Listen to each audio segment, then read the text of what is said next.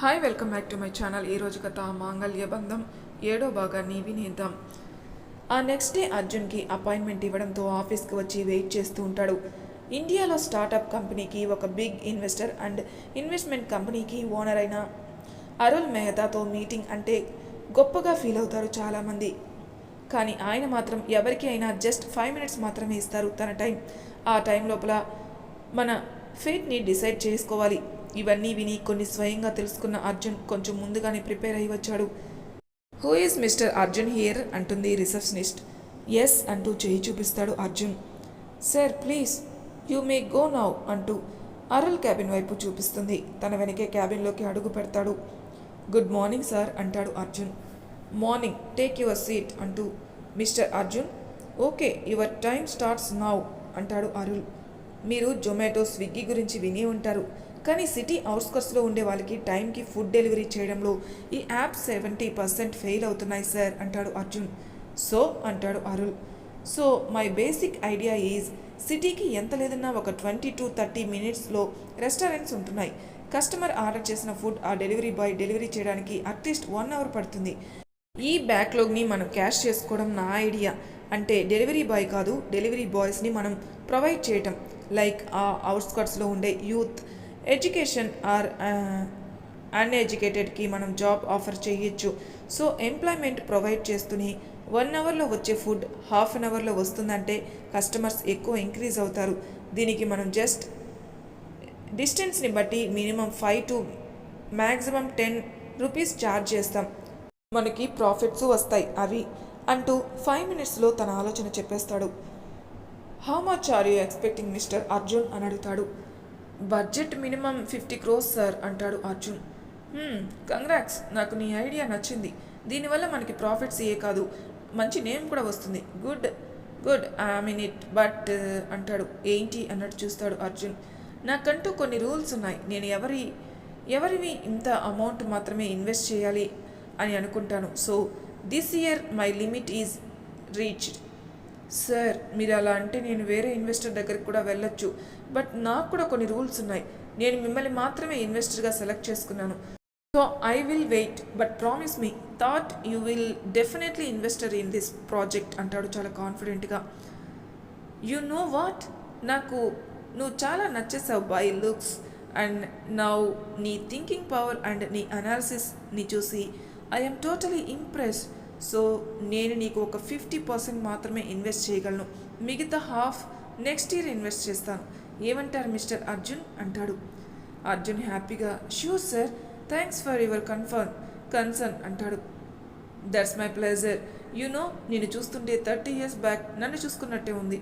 ఎవరికైనా 5 minutes ఇచ్చే నేను ఇప్పుడు నియర్లీ 20 minutes అవుతున్నా నీతోని మాట్లాడుతున్నాను. I tell you, you have a bright future in this industries. All the best my boy అంటాడు అరుల్.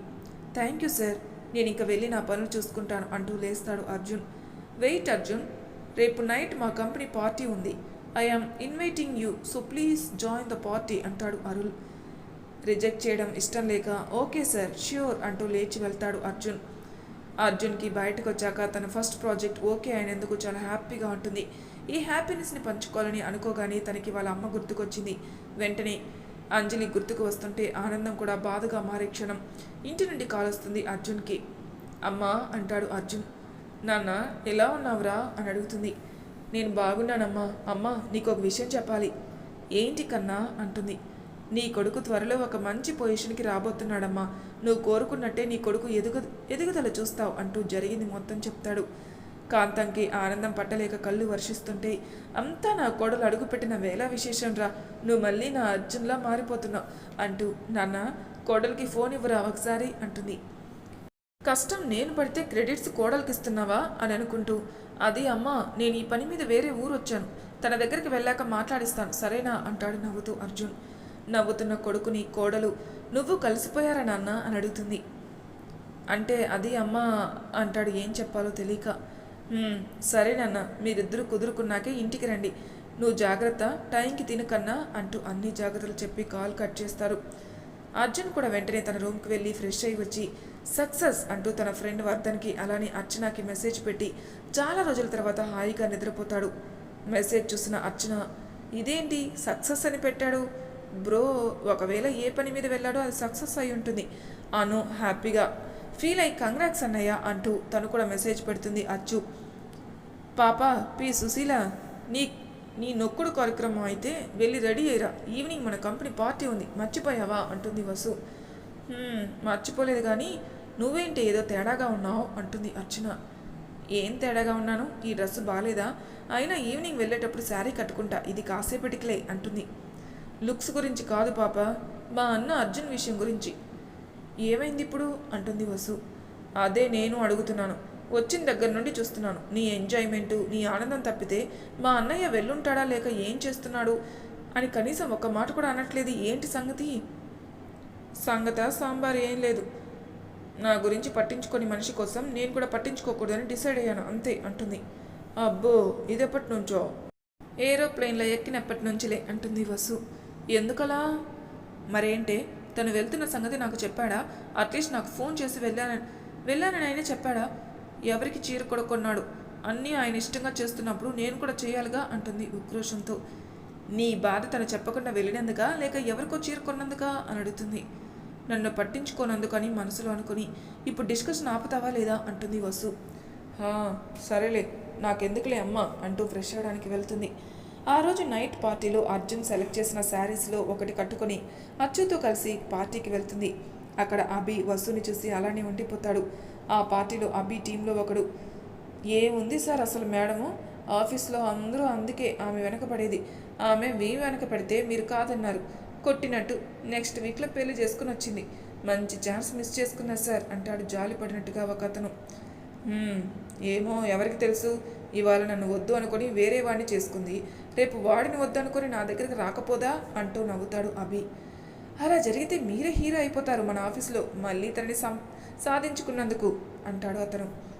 ఆ రోజు తొందరలోనే ఉంది అంటూ నేను వెళ్ళాలి, వాళ్ళని రిసీవ్ చేసుకుంటా అంటూ వెళ్తాడు అభి. వసు వాళ్ళకి ఎదురుగా వచ్చి హాయ్ అంటూ చెయ్యి ఊపుతాడు. హాయ్ అభి అంటుంది వసు. హాయ్ అభి అంటుంది అర్చన కూడా. మీరిద్దరు చాలా బాగా రెడీ అయ్యి వచ్చారు అంటూ కాంప్లిమెంట్ ఇచ్చాడు. అలా ఏం లేదు అభి అంటూ చుట్టూ చూసి పార్టీ అంటే ఇదేనా, ఇలా ఉందేంటి అంటూ డిసప్పాయింట్మెంట్ అవుతుంది. మరి మన ఊరల్లో పార్టీలా ఉంటుంది అనుకున్నావా పాప, ఇక్కడ కల్చర్ ఎంతే అంటుంది అర్చన. మరేం పర్వాలేదు, మీరిద్దరు నాతో కూడా రండి అంటూ బీచ్ వైపు తీసుకెళ్ళి ఒక టెంట్ చూపించి ఇందులో మీరు పార్టీ చేసుకోవచ్చు అంటూ మిగతా ఫిమేల్ ఎంప్లాయీస్ని కూడా పిలిచి వాళ్ళతో జాయిన్ అవ్వమంటాడు. అలానే ఫుడ్ కూడా ఇక్కడికే వస్తుంది, ఎంజాయ్ అంటూ చెప్పు. వసుని చూసి నవ్వుతాడు అభి. చాలా థ్యాంక్స్ అభి, మా కోసం చాలా ఆలోచించావు, అక్కడ అందరూ అలా డ్రింక్ చేస్తుంటే చాలా చిరాకేస్తుంది అంటుంది.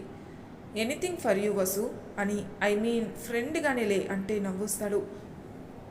అభిని కూడా మాతో జాయిన్ అవ్వచ్చు కదా అని అడుగుతుంది అజ్జు. దీనికి నా మీద అనుమానం పోయినట్టుంది అని అనుకుని హ్యాపీ ఫీల్ అయ్యి అమ్మో మీ బ్యాచ్తోనా అంటూ నవ్వేసి యూ పీపుల్ క్యారీ ఆన్ అని మన ఎండి సార్ వస్తారు ఆయనతో ఉండాలి అంటూ వెళ్ళిపోతాడు అభి. అభి చాలా మంచివాడు కదే అజ్జు అంటుంది వసు. నేనే తనని తప్పుగా అనుకున్నా అంటూ కమాన్ girls let's start our party అంటూ పార్టీ మూడ్లోకి వెళ్ళిపోతారు. ఎంజాయ్ వసు, ఇంకా ఇదే నీ చివరి ఎంజాయ్మెంట్ అవుతుంది, రేపటి పార్టీ నుండి నీ జీవితం మొత్తం నా చేతిలోకి వచ్చేస్తుంది అని కన్నింగా నవ్వుకుంటూ వెళ్తాడు అభి. అజ్జు నేను హాస్టల్ బయట ఉన్నా ఫాస్ట్గా రా అంటాడు అర్జున్. అర్జునా అదేం పేరు, అంజు కదా అంటుంది. అబ్బా నువ్వు ముందు స్టార్ట్ అయ్యావా లేదా అంటుంది కోపంగా అంజు. వెనక్కి తిరుగు అంటాడు అర్జున్. వెనక ఏముంటుంది అంటూ వెనక్కి తిరిగేసరికి బైక్ మీద అర్జున్ కనిపిస్తాడు. వెంటనే నవ్వుకుంటూ వచ్చి బైక్ ఎక్కుతుంది. ఇంతసేపు ఏంటి బాబు అంటుంది అంజలి. ఫ్రెండ్ గాడు బైక్ ఇచ్చేసరికి ఈ టైం అయిందిరా అందుకే అంటూ నవ్వుతాడు అర్జున్. సరిపోయిందిలే కానీ నువ్వు ఫాస్ట్గా పోనీవు, మా వార్డెన్ చూసిందంటే ఇంకంతే అంటూ కంగారు పెడుతుంది అంజలి. ఓకే అంటూ బైక్ స్టార్ట్ చేస్తాడు అర్జున్. ఇంతకీ ఎక్కడికి వెళ్ళేది చెప్పలేదే అంటాడు. నాకు బాగా ఆకలిగా ఉంది, రిషికండి దగ్గర న్యూడిల్స్ బాగుంటాయంట, వెళ్దామా? ఓకే మ్యామ్, మీరు ఎలా చెప్తే అలా అంట పోనిస్తాడు అర్జున్. అక్కడే ఇద్దరు న్యూడిల్స్ ఆర్డర్ ఇచ్చి అవి వచ్చాక ఆ ప్లేట్స్తో బీచ్కి కొంచెం దూరంలో ఇసుకలో కూర్చుని సాయంత్రం వేళ సాగర తీరాన ఆ న్యూడిల్స్ తింటూ ఎంజాయ్ చేస్తుంటారు. అంజు నిన్నొకటి అడగనా అంటాడు. అడుగు అర్జు. రేపు నా లైఫ్లో నేను ఏదైనా గొప్పగా సాధించొచ్చి నీ ముందు నించుంటే నీ రియాక్షన్ ఏంటి అని నవ్వుతూ చూస్తాడు. సాధించిరా అప్పుడు చూద్దాంలే అంటూ కొట్టి పారేస్తుంది అంజు. ఆ మాటకి చాలా బాధపడతాడు అర్జున్. ఇంకా అంజుని ఏమీ అనడం ఇష్టం లేక సైలెంట్గా ఉంటాడు. అజ్జు ఏంటి సైలెంట్ అయ్యావు, నేనేమైనా తప్పుగా మాట్లాడానా అంటుంది. అదేం లేదురా అంటాడు. నువ్వు బైక్ కొనమంటేనే ఆలోచిస్తున్నావు, అలాంటిది అచీవ్మెంట్ గురించి మాట్లాడితే నాకు కోపం రాదా అంటూ అర్జున్ చేతిని చుట్టేస్తూ కూర్చుంటుంది. అంజు నీకోటి చెప్పనా, మనం సాధించగలమని మనం ఎంతగానో ప్రేమించేవారని నమ్మితే ఎంత ఆనందంగా ఉంటుందో తెలుసా. అది నీలో నేను చూడలేకపోయాను అని చిన్న డిసప్పాయింట్మెంట్ అంతే. ఇంకా బైక్ అంటావా, ఏదో నెలకి ఒకసారి నిన్ను బయటికి తీసుకురావడానికి హాస్టల్లో ఉండే నేను బైక్ కొంటే అది అనవసరపు ఖర్చు అవుతుంది, అందుకే తీసుకోలేదు అంటాడు. అమ్మో ఆపు బాబు, క్లాస్ పిక్కింది చాలు కానీ వేరే ఏమైనా చెప్పు అంటుంది. ఇంకేం లేవు కానీ వెళ్దామా అంటాడు. ఏ మీ ఫ్రెండ్స్కి బైక్ ఇచ్చేయాలా అర్జున్ అంజలి కోపంగా అంటాడు. మళ్ళీ తనే తమాయించుకొని వాడు బైక్ ఇస్తే అడగడు నేను ఇచ్చే వరకు అంటాడు నెమ్మదిగా. సారీ అర్జున్, ఏదో నువ్వు బైక్ కొనట్లేదని కోపంలో ఏదేదో అనేస్తున్నాను, ప్లీజ్ కోపం తగ్గించుకు అంటూ అర్జున్ చేతిని గట్టిగా పట్టుకుంటుంది. కోపం కాదు, అయినా నువ్వు ఇంకా చిన్న పిల్లవి, కొన్ని అర్థం అవ్వాలంటే టైం పడుతుందిలే అంటూ అర్జున్ తలతో అంజలి తలని ఢీ కొడతాడు. ఓయ్ నేనేం చిన్న పిల్లని కాను అంటుంది కోపం నటిస్తూ అంజలి. మరీ అంటూ కళ్ళెదిరేస్తాడు. నేను పెద్ద పిల్లనే, నాకు అన్నీ తెలుసు అంటుంది అలిగినట్టుగా. ఆహా, మరి ప్రేమించిన వాడు పక్కనుంటే ఏం చేయాలో కూడా తెలుసా అంటూ అల్లరిగా నవ్వుతాడు అర్జున్. తెలుసు అనబోయి ఆపేసి నిన్ను అంటూ అర్జున్ గుండెల మీద కొడుతూ ఉంటుంది. అంజలి రెండు చేతుల్ని పట్టుకుని అలా చేతులతో దాడి చేసే బదులు నీ పెదవులతో చెయ్యొచ్చుగా బంగారం అంటూ మెల్లగా తన చెవులో చెప్తాడు. సిగ్గుతో ఛీ పో అర్జు అంటూ అర్జున్ గుండెలో తల దాచుకుంటుంది. అర్జున్ రెండు చేతులతో తనని అలానే చుట్టేసి సముద్రం చూస్తూ ఉంటాడు. అలా సముద్రం ముందు కూర్చొని అంజలి గురించి ఆలోచిస్తూ ఉన్నాడు. ఇంతలోనే కాల్ వస్తుంటే ఆ జ్ఞాపకాల నుండి బయటకు వచ్చి ఫోన్ చూసుకున్నాడు. అర్చన నుండి కాల్ రావడంతో లిఫ్ట్ చేశాడు. చెప్పుమా అంటాడు. కంగ్రాట్స్ అన్నయ్య అంటుంది. థ్యాంక్స్ రా. ఉట్టి థ్యాంక్స్ కాదు, నువ్వేం సాధించావో కానీ నాకు పార్టీ కావాలి అంటూ నవ్వుతుంది అర్చన. ఇప్పుడు పార్టీకనే కదా వెళ్ళింది, మళ్ళీ పార్టీయా అంటాడు. అవును, ఈ పార్టీ వేరు, మా అన్న ఇచ్చే పార్టీ వేరు, అందుకని. సరే మనం ఇంటికి వచ్చాక వెళ్దాం సరేనా అంటాడు. దట్స్ గుడ్ అన్నయ్య, ఒప్పుకున్నావు చాలు అంటుంది. మరి ఉండనా అంటాడు అర్జున్. మా వసు గురించి ఒక్క మాట కూడా అడగలేదు, మీ ఇద్దరికి అసలు ఏమైంది అని అడిగింది. ఏం అవ్వలేదురా, అయినా నువ్వు పక్కనుంటే వసు బాగానే ఉంటుంది, ఇంకా ప్రత్యేకంగా అడగడం ఎందుకు. ఆ డైలాగ్ నేను నీకు చెప్పాలి బాబు అనుకుంటూ సరే అన్నయ్య ఉంటా బాయ్ అంటుంది. సరే అంటూ కాల్ కట్ చేస్తాడు అర్జున్. అసలు వీళ్ళు కలుస్తారో కలవరో, కలిస్తే మాత్రం చాలా బాగుంటుంది అని మనసులో అనుకుంటూ ఉంది. ఇంతలో వసు రావడంతో ఏంటి బాబా ఎక్కడికైనా వెళ్తున్నావా, రెడీ అయ్యావు అంటుంది. వెళ్తున్నావా కాదో, వెళ్తున్నాం మనమిద్దరమే అంటుంది. ఎక్కడికి డార్లింగ్ అంటుంది అర్చన. షాపింగ్కి డార్లింగ్ అంటుంది వసు. అబ్బో ఇప్పుడెందుకో, ఏ మెంటల్, ఇవాళ పార్టీ అయిపోయాక మనం రేపు మార్నింగ్ ఫ్లైట్కే వెళ్ళేది, అందుకే ఇప్పుడు వెళ్ళి మన వాళ్ళందరికీ ఇక్కడ గుర్తుగా ఏమైనా కొనుక్కొని వెళ్దాం సరేనా. ఎంతైనా వసు అనిపించుకున్నావు పాప, పద వెళ్దాం అంటూ కదిలారిద్దరు. అక్కడికి అందరికీ కావాల్సినవి తీసుకున్నారు వసుతో అర్చన. వసు నా షాపింగ్ అయిపోయిందే, అమ్మకి నాన్నకి తీసేసుకున్నాను, మరి నీది. అమ్మకి నాన్నకి చెల్లికి తమ్ముడికి తీసుకున్నాను అచ్చు, మరి వెళ్దామా అంటుంది. అంటే అది అంటూ నాంచుతూ ఉంది వసు. ఇంకా ఏంటే అది అంటూ నాంచుతున్నావు. అది మరి అర్జున్ గారికి కూడా తీసుకుందాం అనుకుంటున్నాను అచ్చు అంటూ మెల్లగా చెప్తుంది వసు. అబ్బో మా అన్నయ్య దీనికి గుర్తున్నాడా అని మనసులో అనుకుని అవునా సరేలే నువ్వు తీసుకో, నాకు కొంచెం పని ఉంది ఇప్పుడే వస్తా, నీ షాపింగ్ అయ్యాక ఇక్కడే ఉండు ఓకేనా. ఓకే అంటూ పరుగున వెళ్ళింది ఒక షాప్కి వసు. అక్కడ అచ్చుతో షాపింగ్ చేస్తున్నప్పుడు తను ఒక మెరూన్ కలర్ షర్ట్ చూసింది. అది చూడగానే అర్జున్ అందులో ఎలా ఉంటాడో ఊహించుకొని చాలా బాగున్నాడు అనుకుంటూ ఆ షర్ట్ తీసుకుందాం అనుకుని అచ్చు ఏమైనా అనుకుంటుందేమో అని ఆగిపోయింది. అందుకే పరుగున వెళ్ళి చూసింది. ఆ షర్ట్ ఇంకా అక్కడే ఉండడంతో ఊపిరి పీల్చుకుని వెళ్ళి ఆ షర్ట్ అలాగే ఒక పర్స్ కూడా తీసుకుని బయటకు వచ్చి అచ్చు కోసం వెయిట్ చేసింది. అచ్చు రావడంతో ఇద్దరు రూమ్కి వెళ్ళిపోయారు. ఇక్కడ అర్జున్కి అరుల్ గారి పిఏ కాల్ చేయడంతో ఈవినింగ్ పార్టీకి తను కూడా వెళ్ళడానికి డిసైడ్ అయ్యాడు. ఆఫ్టర్నూన్ కావడంతో ఆకలి వేసి బయటకెళ్ళి ఏదో తిన్నానంటే తినేసి వచ్చి బెడ్పై వాలిపోయాడు. కళ్ళు మూసుకున్న అంజలి గుర్తుకు రావడంతో తన ఊహల్లోకి వెళ్ళిపోయాడు. మళ్ళీ ఈవినింగ్ కావస్తుండడంతో వసు అచ్చు రెడీ అవుతారు. అచ్చు చక్కగా సిల్వర్ కలర్ లెహెంగా వేర్ చేసింది అర్చన. వసు మాత్రం శారీ కట్టుకుంది. అర్జున్ సెలెక్ట్ చేసిన maroon colour light weight sari. ఇద్దరు సింపుల్ జ్యువెలరీ వేసుకుని అందంగా బుట్ట బొమ్మల్లా మెరిసిపోతున్నారు. వసు, అబ్బా ఏమున్నావే, నా దిష్టి తగిలేలా ఉంది, ఉండు అంటూ వసు చెవి వెనుక చిన్న చుక్క పెట్టింది అర్చన. నువ్వు మాత్రం ఏమన్నా తక్కువ, పాలరాతి శిల్పంలా ఉన్నావు ఈ సిల్వర్ కలర్లో అంటూ తను కూడా చెవి వెనుక చుక్క పెడుతుంది. సరే కానీ ఇది ఇటు చూడు, ఒక పిక్ తీసుకుంటా అంటూ వసు పిక్ తీసి బాగుంది అంటూ ఇద్దరు కాసేపు సెల్ఫీ ఫొటోస్ దిగారు. అప్పుడే అచ్చుకి అర్జున్ ఫోన్కి వసు పిక్ పెడితే ఎలా ఉంటుందని ఆలోచన రావడంతో అర్జున్కి వసు పిక్ సెండ్ చేస్తుంది. సరిపదా వెళ్దాం అంటూ తీసుకెళ్తుంది. ఇక్కడ అర్జున్ అంజలి ఊహల్లో కొట్టుమిట్టాడుతూ ఇంకా ఆ ఊహల ప్రవాహం ఆపలేక తన వల్ల కాక బార్కి వెళ్దామని డిసైడ్ అయ్యి లేస్తాడు. లేవడమే ఫోన్ మోగడంతో చూస్తాడు. అర్జున్ నుండి మెసేజ్ అని ఉండడంతో ఓపెన్ చేస్తాడు. అందులో చక్కని చెక్కిన శిల్పంలా అమాయకమైన మోముతో తనని తాను మర్చిపోయేంత అందంతో నించునున్న వసు పిక్. అది చూసిన బాబుకి ఇప్పటి వరకు భరించిన నరకం నుండి విముక్తి కలిగి మైండు మనసు రెండు రిలాక్స్ అయ్యాయి. అర్జున్ మొహంపై చిన్న చిరునవ్వు. అర్జున్ సెలెక్ట్ చేసిన శారీకి తన విలువిచ్చి కట్టుకోవడంతో ఇంతలో అర్జున్ ఫోన్ రింగ్ అయింది. సార్, మిమ్మల్ని పికప్ చేసుకోవడానికి కార్ సెండ్ చేశాం, ఒక 10 మినిట్స్లో ఉంటుంది అని. ఓకే అంటూ కాల్ కట్ చేసి ఫ్రెష్ అవ్వడానికి వెళ్ళాడు. అక్కడ పార్టీలో వసు ఇంకా అచ్చు తప్ప అందరూ మోడర్న్గా రెడీ అయ్యి వచ్చారు.